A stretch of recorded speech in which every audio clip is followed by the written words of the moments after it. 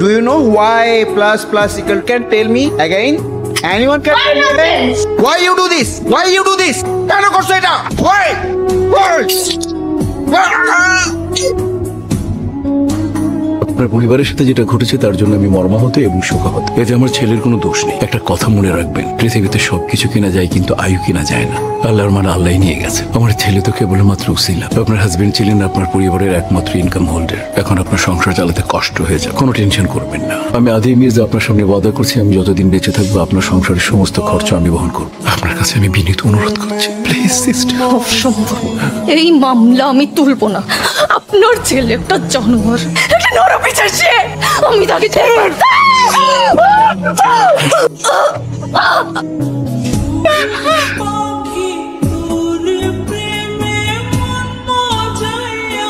আসসালামু আলাইকুম স্যার। ওয়ালাইকুম আসসালাম স্যার। শিহাব দেখবেন।